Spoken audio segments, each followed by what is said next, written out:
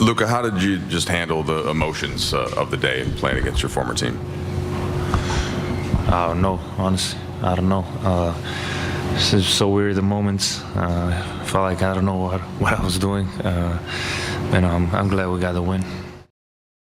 The long-awaited Max Christie revenge game has finally happened. Just kidding. Luka versus the Mavericks was absolute cinema. We all know the story behind this matchup. Luka finally gets to play the team that blindsided him and traded him away without notice, and man, this game did not disappoint. So let's get right into the ins and outs of this matchup, but right before we do, I hope you consider subscribing and liking the video. Right out of the gate, it was clear this was going to be an emotional roller coaster, because right after the Lakers controlled the ball after tip-off, Luka immediately took the first shot, and I imagine that was the plan. All this emotion remained clear for that first quarter, because when the Mavericks took their first shot of the game, Luka was there to block it. You know a game's going to be special when you got Luka Doncic hustling like that on defense. And that brings me to my first point that I want to talk about, the Lakers defense. Recently, the Lakers defense has been like one of the best in the league. Like in the past 15 games, the Lakers have the best defensive rating out of the entire league, which I think is really ironic considering Nico Harrison wanted defense, and after trading Luka away, the team he traded him to is the best defense. And some of this defensive prowess is built upon Luka taking a step up, especially in this game. While there were definitely times they targeted Luka and he got blown by, for Luka standards, he played the hell out of the defensive end. He had 3 steals and 2 blocks, and these weren't just like sloppy luck blocks that don't really mean anything or steals that went right to him. These are good defensive plays where you can tell he's trying.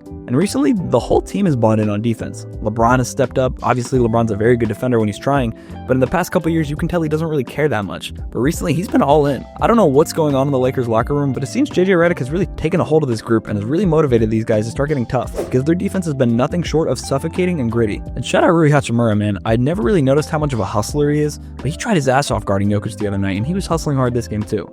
Shout out him. But how did Luka play offensively? I mean, this was supposed to be the revenge game that some people were hyping up. And to be honest, I think it lived up to the hype. He didn't shoot that well this game. He only managed to make 1 3. Almost 2, but his foot was on the line. Luka only shot 6 for 17 this game, so he really wasn't that efficient. But I'd honestly argue he still played really well. He played well in transition and used his insane start and stop ability to get easy points in the paint. And despite the early technical foul and calls not really going his way, which by the way, the refs were kind of screwing over the Lakers a bit, but I don't like to play the blame game, he still managed to drop 19 points, and he had 15 rebounds this game. He was great on the glass, especially in the first quarter where he had 7 rebounds. But more importantly, his playmaking was just incredible. Obviously, the Mavs defense were getting after Luka. They knew the stakes of this game and they wanted to contain him. So Luka only scoring 19 points wasn't that surprising. He had the defense's whole attention. But what's impressive is how Luka played despite that fact. Every time Luka had the ball in his hands, it felt like he made the right decision. He was passing the ball across the court and seemingly always finding the open man, getting wide open looks for all his teammates. He would have had even more assists if his teammates made some more shots. There was also this incredible behind the back pass where I have no idea how you're supposed to make a pass like this with perfect accuracy.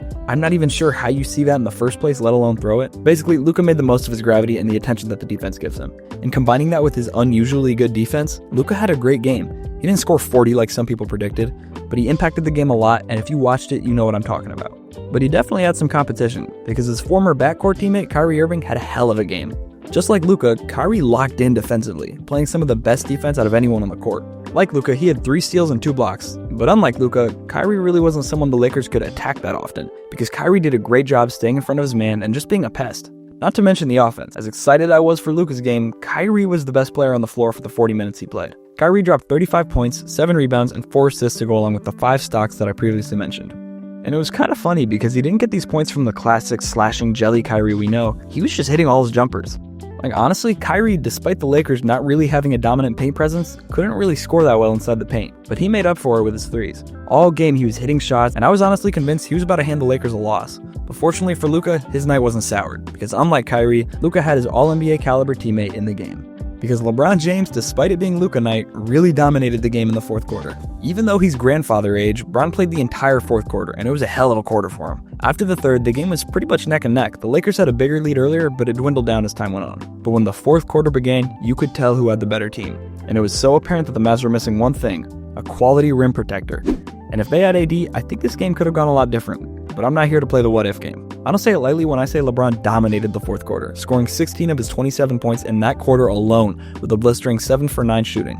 So even though Klay Thompson hit 3 threes in the fourth, it didn't matter.